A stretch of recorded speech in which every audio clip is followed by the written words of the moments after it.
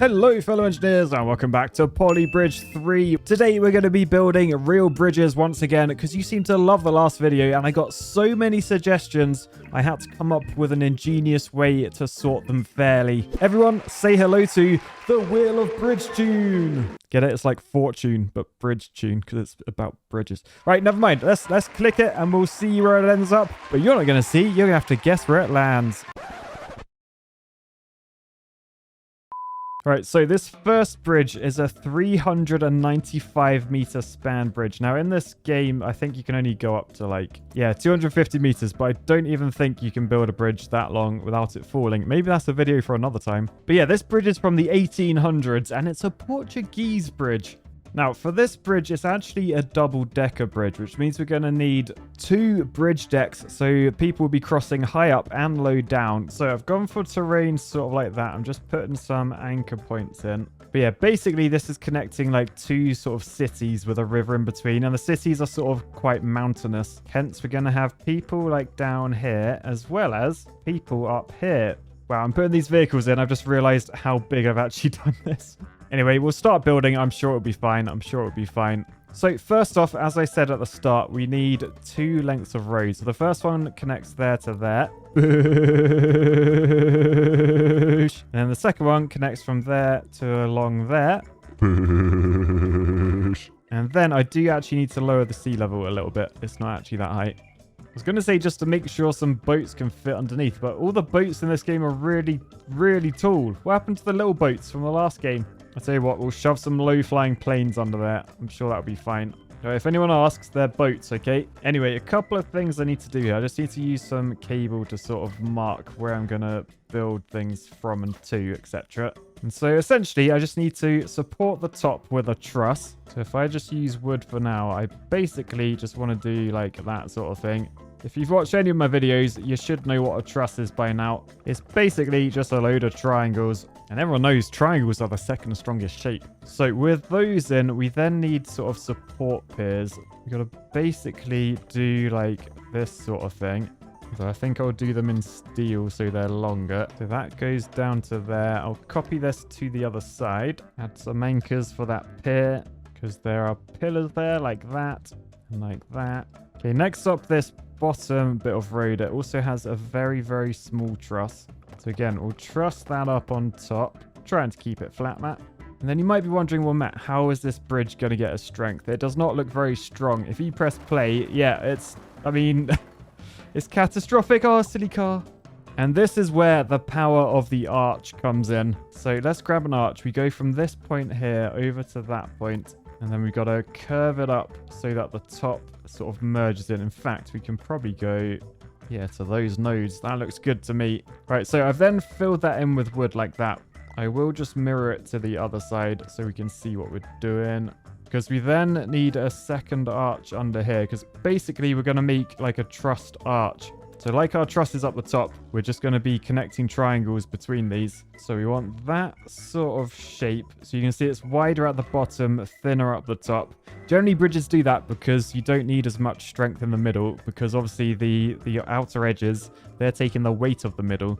Whereas the middle is only going to be taking the weight of like itself. But what I'm going to do, I'm going to go from each of these. I'm going to go straight down with steel like that. So that we end up with something like this. And then if we just connect all of these together. Boosh, boosh, boosh, boosh, boosh. Copy it to the other side. We end up with that. But you'll notice, look, we've got squares. And squares are not strong. See? So we need to add our triangles into this. But what this bridge actually does, it makes sort of a third line in the middle of these arches. So if I just add extra anchors to this pier down here, then we can draw a curve between these two, trying to stay directly in the middle the entire time. So I reckon something like that, to be honest. And then this is where things are going to get trussy. So essentially, we go from either corner to where it meets in the middle. And then not only that, we also go from these to actually meet halfway along these. So they're going to be like almost like little Union Jacks. Maybe that's why I'm so excited to actually do this bridge, because it makes me feel really British. But essentially cross like that, then just connect them together. And then once you've done all of them, you end up with a truss like that. Now, this arch should be pretty strong. Whether it will hold the road above, I mean, technically it shouldn't because we haven't finished this bridge completely. I feel like this road beneath will fall as well. So, oh, it held the road above. Will it? Oh, no. It sort of collapsed with that car on there. However, you did see that arch stayed in place. That's because this arch is very strong. So essentially, we just do what we've got here, these little vertical supports. And we just place those along the bridge that rest on the arch. So this road above is being held up by this arch. So if we just support from the arch up at regular intervals, we get that. So hopefully, as this guy drives across, you can see that is now supporting, although we've got level failure. Now that's because this is the part underneath that needs supporting. So similar sort of thing, and that will just go straight down. And then in the real bridge, they do use trusses, but I mean, I could just use cable because it's only going to be in tension. It's only going to be hanging from this arch, but that's basically how this bottom bit of road stays up. So if we press play, ooh, it seems to be working. What's the stress? 85%. No, it works. It does work. Decent. Anyway, if you are Portuguese and you haven't guessed this bridge yet, let me just color it in with a different material so it looks more true to real life. So here it is, the Dom Luis I bridge, a Portuguese double-decker steel arch beast. And I colored it all in hydraulically and I regret it because it took ages. But look, it works and it was under 500 grand. Not bad. Thanks for the suggestion on this one. However, because there are hydraulics, I'm going to be doing something quite sacrilege. We'll go back into the blueprint. We'll then come to here and turn on unbreakable. And then we're going to add a hydraulic phase to go before all the vehicles go. And then when we press play, oh, wow. Okay. Will the bridge still work? Nope. I mean, technically, if I just gave these guys loads of horsepower, here, have some horses, and they might actually have the strength to get up. Oh, I did a backwards roll. Oh dear. Right, well, anyway, let's go on to the next one, which means back to the wheel of bridge tune. So we'll go again and see what we get this time.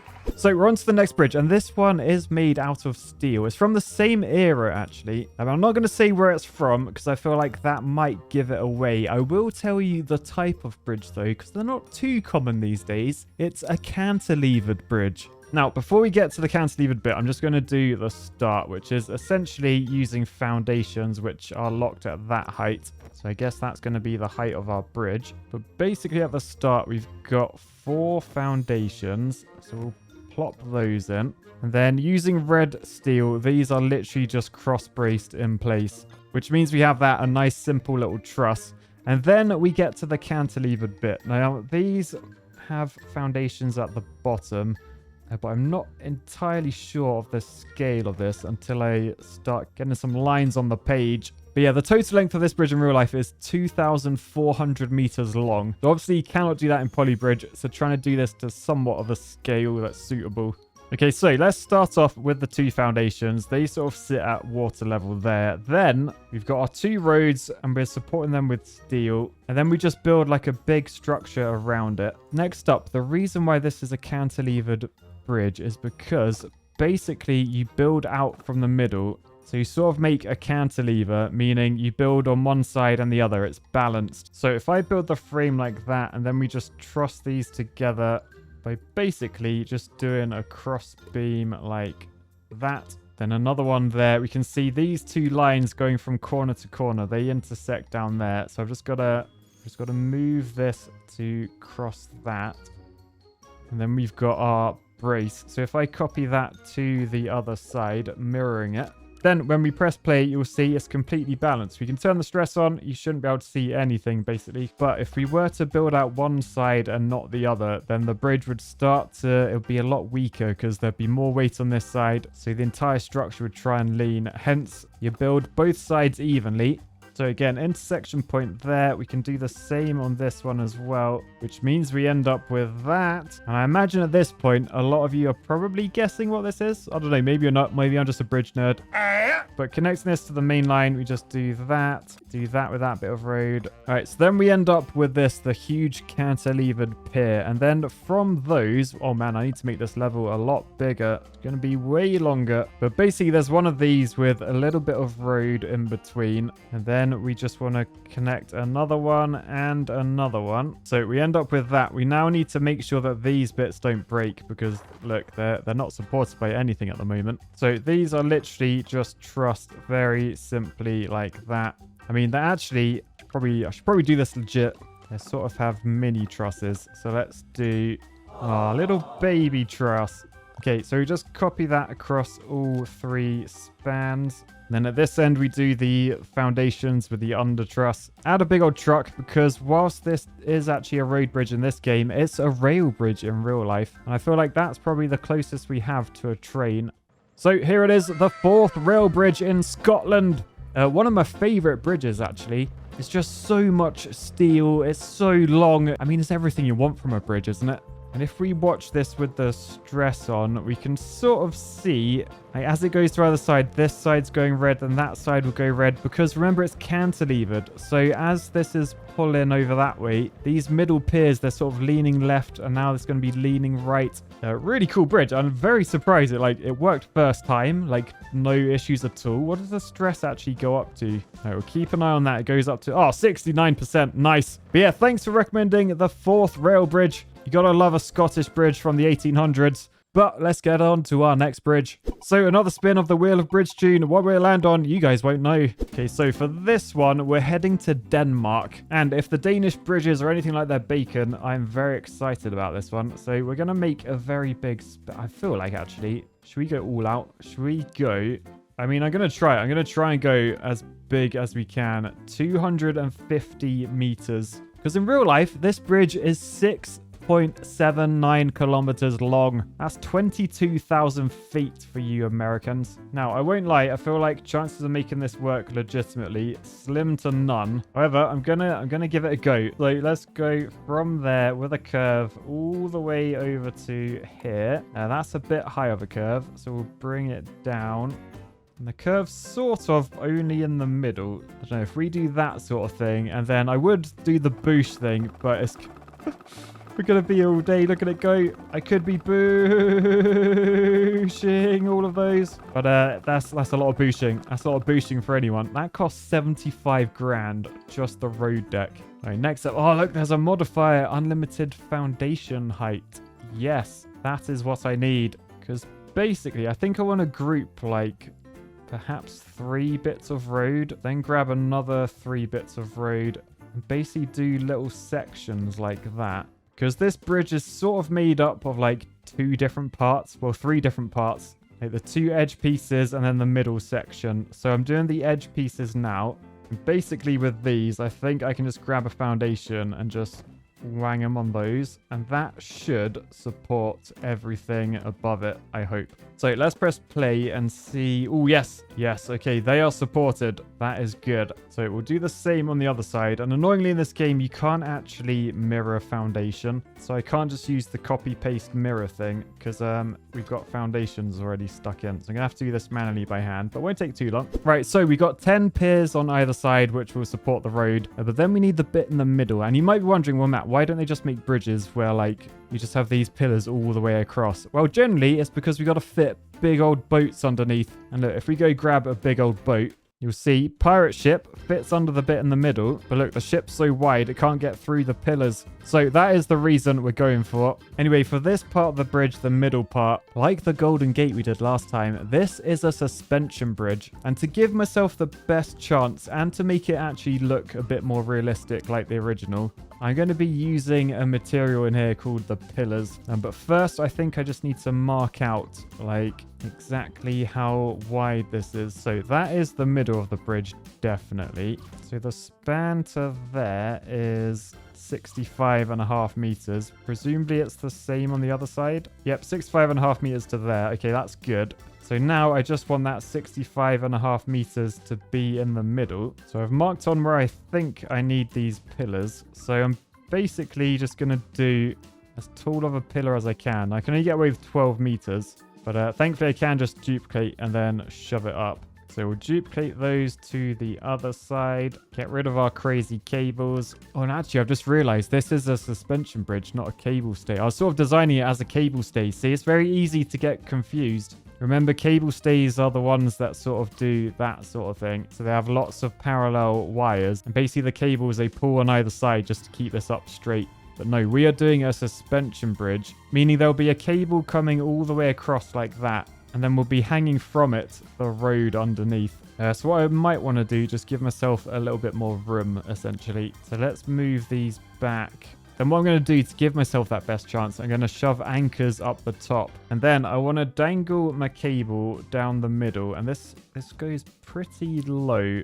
So sort of like that. So they're all going to be joined by cable. But first I need to suspend the road from them. So I want to click the road and then go vertically straight up. Now it's worth remembering, because this bottom one is curved, it's not going to be snapped to the grid. So I've got to try and use like my cursor in the background to get it as perfectly straight as I can. So then we end up with that, so we can just cable between all of these. Remember, all of this is cable because all of this is going to be in tension. Every piece is going to be pulled apart. Like, none of it is going to be compressed, which is good because cable doesn't work in compression at all. If you try and squish a cable, you're going to be... well, it'll be like trying to squash a bit of spaghetti. Not going to happen. Anyway, for this section of the bridge, the cables up here actually drop down to like these huge anchors. So what I'm going to try and do is draw these with a custom shape. It's basically just a huge concrete triangle which sort of goes like that under the water, but it's got like a big hole in it. So I'm going to have to make sure the behavior's on static so it won't go anywhere, and then add an anchor up there to it for the cable. Then we copy it to the other side, and then we should be good to go. I mean, pretty much straight. I mean, we probably need a bit of a sag on it. But since we've sort of cheated by doing the anchor points in the middle like that, it shouldn't matter too much. But generally, like the cantilevered bridge, you would want to try and mirror these as much as possible, just so the weight was even and this pillar doesn't fall over. But as before, vertical cables up, and then connect the tops of all these cables together to the top of the pier. Then if we just copy this to the other side, add a couple of cross beams. These are definitely legit. They're not just visual. And then if we press play, it all collapses. No. Okay, so what actually broke? It's that wire up there. Presumably just because there's so much weight from it. If we watch this in super slow motion with the stress on, we can sort of see as gravity starts taking effect. Yeah, they're just getting stretched. So I think essentially there's just way too much weight coming down that cable. So question, what if we were to replace these with springs? You can see the spring. Oh, the spring just got stretched. Yep, they snapped. Okay, it's worth a try. The other thing I can do is try and replace these with like cable muscles, which essentially just makes like, rather than having one cable there, we got two cables there. And you can see I put a little bit of wood in the middle just so that gets compressed. The cables get pulled apart. So you should see, yeah, they were stronger. It was the cables lower down that broke. So I guess we do the same thing. And ideally with these muscles, you want to try and make them symmetrical. So if I leave the original cable in and then do that sort of thing, bring them nice and close, get rid of the cable in the middle. So I'm going to go through and replace a few of these with the cable muscles, generally just starting from the top, because obviously the higher these are up, the more force that's going to be put through them. Because like these top ones, they're taking the weight of all the lower ones. So you can see I've replaced the top 5 or 4 pieces. So let's press play. We're on super slow motion. So let's just see. Oh boy, 98% straight. Oh, it's okay. It's held. It's held. Somehow it's held. Right, let's turn the speed back up. Oh man, the bridge is shaking like anything. That is not the wind. There's no wind in this game. But yeah, you can sort of see now, like now it's rest. I mean, I probably should have done this first, if I'm honest. I just don't really know how I would have done it. But if you were to take a cable in your hand and just like sort of hold it out in front of you and let it dangle in the middle. So this pillar is your left hand. That one's your right hand. You got the cable doing that. It will fall in like a natural position. And that's what we're looking at now. And you can see underneath the road, because that is sort of, it's got like weird humps in it. It's all lumpy. That means I didn't do my cable in the natural hanging position. And therefore the road has sort of like, well, it's adjusted, shall we say, for the road. Oh, I've also realized as well, oops, You can't drive over that. So slight tweak. I guess I'll just bring that down. Okay, so now if we press play... Oh, it works. It works. It's actually working. Okay, got to get a vehicle. This nearly cost £1 million. Where does the stress settle in the end, actually? Somewhere between 60 and 70%. So I'm not sure how much strength this will actually have to take a vehicle. But let's try with a school bus.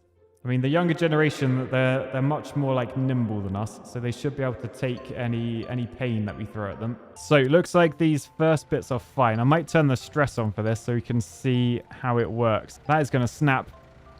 Oh, there it goes. Sorry, kids. Right, but a small tweak and it's made it to the middle span. Now, this is the big span where it could all go wrong. The highest stress should be when it's in the middle, but actually seems to be okay. We've actually done it. You can see the journey is a bit rickety. It's not the flattest bridge in the world, but it's made it. It's made it. The kids are getting to school. Sorry, kids, again.